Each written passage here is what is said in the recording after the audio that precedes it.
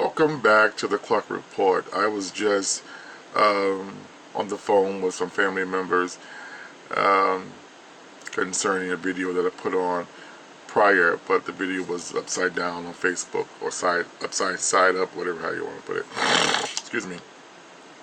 I am again appalled that Dr. Creflo Dollar has decided that this was an act of an incident that we need to forgive Bishop Eddie Long and go on.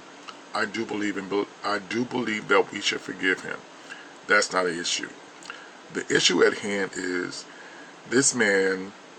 You cannot think that it's over because he settled out of court. I think there's some other things that should be done concerning his acts.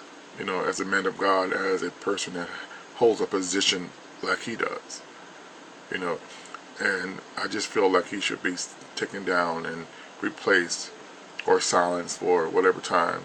But there should be some other actions taken against him.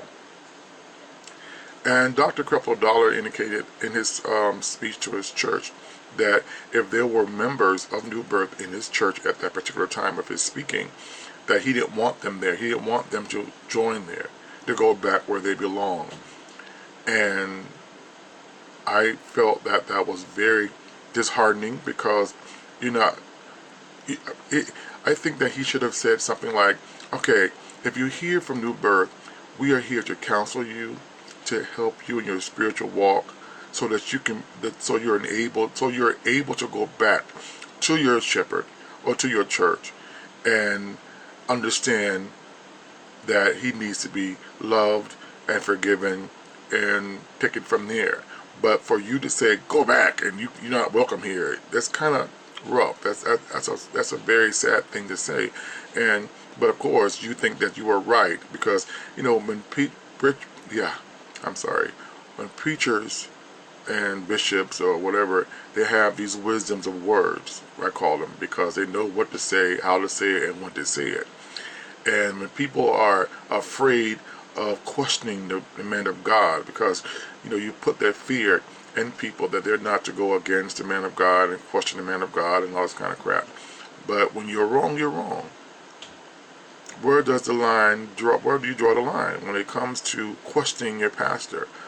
And I think that this was one of the incidents where I, as a member, or if I were a member of the Sun Dome or the Dome or whatever the church is called, Creflo's Church Ministries, I will go, wait a minute, Pastor, I think you're wrong. I think that you should have taken consideration that these people are hurt. These people are confused. They need some guidance. They need some counseling spiritually.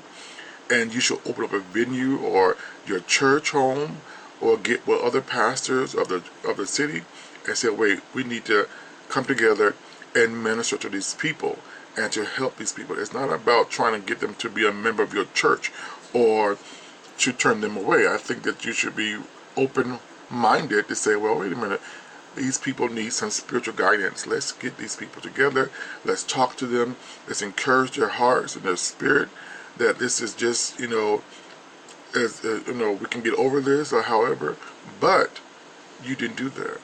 You decided that this was the way to do it, was to turn these people away.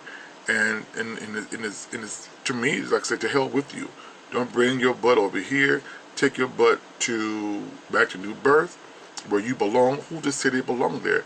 They could have been in transition. They could have been there thinking of where they need to be, or asking God.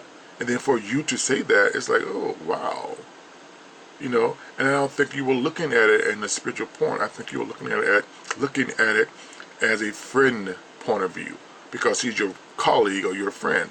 The hell with that. These people's lives are at stake. Their spirituality is at stake. And you decided to look at your friend and defending your friend opposed to their salvation and opposed to their spiritual suffering. And I don't think that was right. Okay. Enough of that foolishness, because it's just what it is. It is foolishness. I think that because there's a number of young men in this world that are fighting with the same scenario, and that many ministers across this country in all walks of doctrine. I mean, from so many denominations that are taking advantage of children and men, young men, and buying them suits and buying them clothing and shoes and trips and all these things, and dropping them whenever the heat is on. And these kids are distraught and they are saddened, and some of them are committing suicide and all this stuff behind a minister. And I think it's sad, and I think it needs to stop.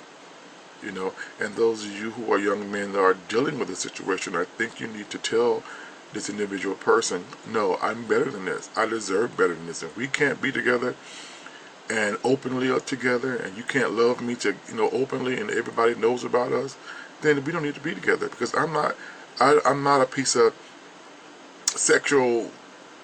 I'm not here just to satisfy your sexual appetite.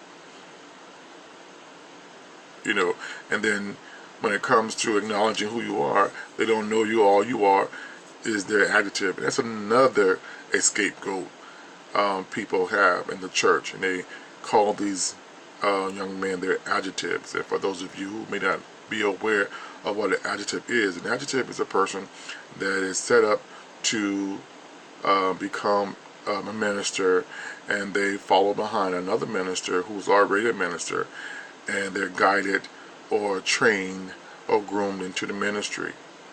Somehow, some way, this particular position has taken another way.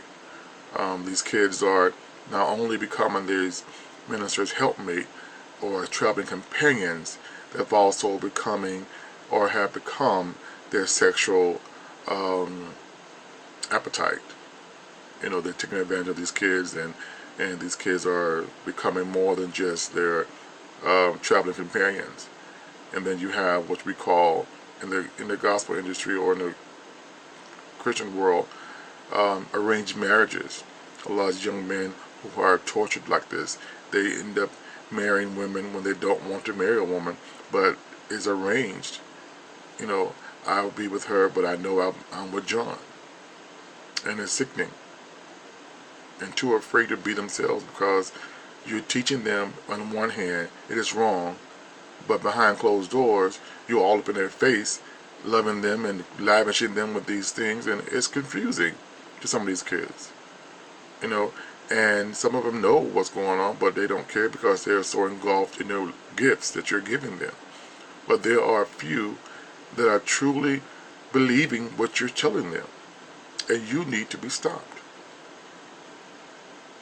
Bishop, preacher, pastor, church mother, but it's not only just men, it's women that's doing the same thing. Women are also, and I'm not talking against homosexuality, I'm talking against the mishandling of positions and power in the church, and people are manipulating these children, these people, and believing that they love them, and they're not loving them the right way, and I think it needs to stop.